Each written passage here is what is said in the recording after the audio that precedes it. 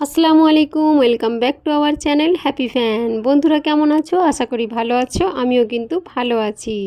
তো চলো কথা না বাড়িয়ে শুরু করা যাক। আজকে আমি যেটা বানাবো সেটা হচ্ছে বেবি রসমালাই। তো বেবি রসমালাই বানানোর জন্য আমি কিন্তু নিয়ে নেব ব্রেড পাও। তো দেখো বন্ধুরা কিভাবে তৈরি করি। ব্রেডগুলো আমি একটা চাকুর মধ্যে ধার থেকে শক্ত অংশটা বাদ দিয়ে এটা এমনি কড়াইয়ের মধ্যে নিয়ে নিলাম। উপর থেকে অ্যাড করে দিলাম দুধ। তো এটাকে আমি 2 থেকে 3 মিনিট জাল করে নেব যাতে করে ব্রেডগুলো নরম হয়ে যায় এবং একটা একটা আটার যে মাখা হয় সেই রকম একটা মাখিয়ে নেব আমি, যাতে করে আমি মিষ্টিগুলো বানিয়ে নিতে পারি। তো এইভাবে আমি দুধের সঙ্গে এটাকে মেখে নিলাম। একটা প্লেটের মধ্যে এটাকে উঠিয়ে নেব।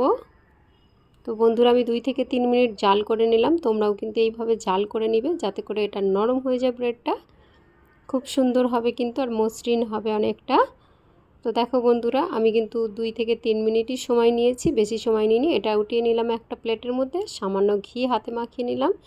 এগুলোকে এবার কিন্তু আমি শেপ দিয়ে নেব। রসমালাইয়ের যেমন শেপ হয় ওইভাবে আমি সমস্ত রসমালাইয়ের শেপ দিয়ে নেব। বন্ধুরা এখানে কিন্তু আমার অনেকগুলো রসমালাই বানানো হয়ে গেছে, দেখতে পাচ্ছ। কিন্তু খুব বেশি সময় নেব না, 2 মিনিটের মধ্যে কিন্তু আমি রান্নাটা কমপ্লিট করব বা রসমালাইটা কমপ্লিট করে দেখাবো। তো এখানে আমার রসমালাইগুলো শেপ দেওয়া হয়ে গেছে। আবারও কড়াইয়ের মধ্যে নিয়ে নিলাম দুধ।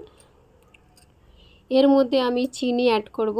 রসমালাই তো মিষ্টি হয় তাই না, অবশ্যই সবাই জানো। তো চিনি দিয়ে আমি দুধটাকে আবারও জাল করে নিচ্ছি। এর মধ্যে একটু ফ্লেভার আসার জন্য দিয়ে দেব একটা মাত্র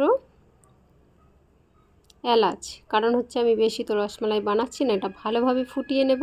ফুটিয়ে নিয়ে কিন্তু আমি ওই যে শেপ দিয়ে রেখেছিলাম, তো সেভ করে রাখা মিষ্টিগুলো বা রসমালাইগুলো কিন্তু দিয়ে দেবো এর মধ্যে। এটাকে আবারও কিন্তু লো টু মিডিয়াম ফ্লেমে রেখে আমি একটু জাল করে নেব। তো লো টু ফ্লেমে রেখে আমি ঢাকনাটা চাপা দিয়ে জাল করে নিলাম।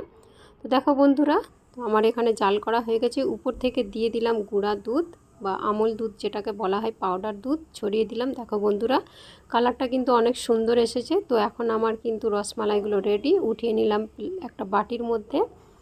তো এখানে আমার রসমালাই রেডি হয়ে গেছে। বন্ধুরা কেমন হয়েছে রেসিপিটা অবশ্যই জানিও।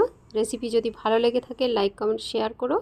আমার চ্যানেলে যদি প্রথম হয়ে থাকে অবশ্যই চ্যানেলটিকে সাবস্ক্রাইব করে পাশে থেকো। আজ এ পর্যন্ত।